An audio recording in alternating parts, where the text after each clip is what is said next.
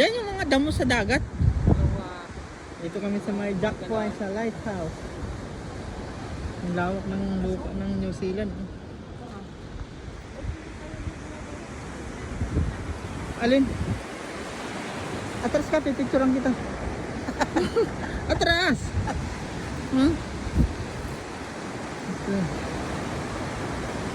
Yan yung mga napalita.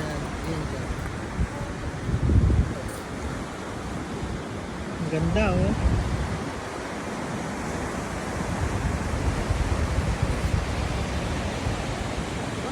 Sila nilibig? Oh, parang dyan lang nila nilagay. Ay, parang ano lang?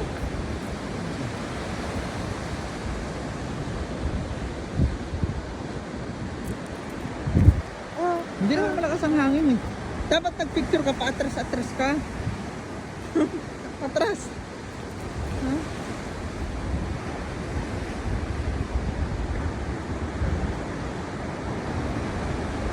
Pupunta tayo doon sa may kon. Pupunta tayo dito sa ikaw. Oh, dyan ang daan. Ganda.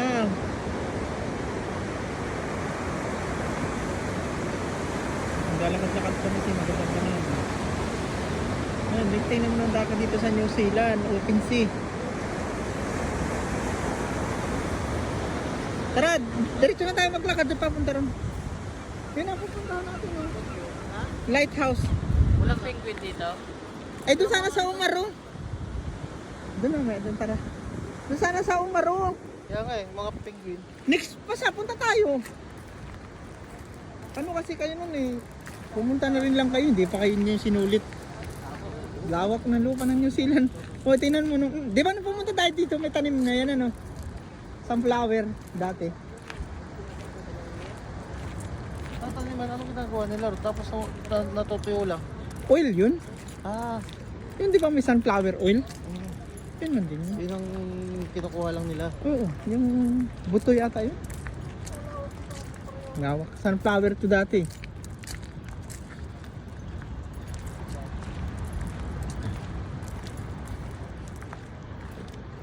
Si Mildred yata nabuntis ah. Bakit? Ay naghahanap ng macaroni salad. Tinawagan ko, sabi niya ano napamili na ba kayo ng pang macaroni salad? Huh. Isang araw lang nabuntis ng Bangladesh.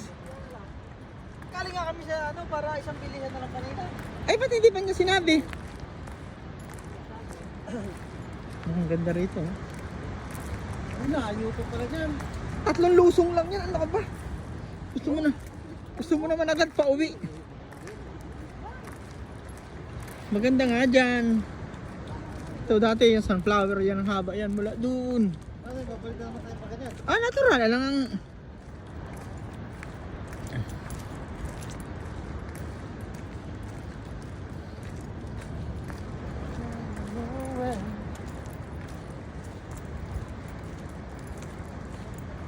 Parang hindi naman lalakas talaga ang alon dito, no? Wala man ay makikita, no? Dagat talaga na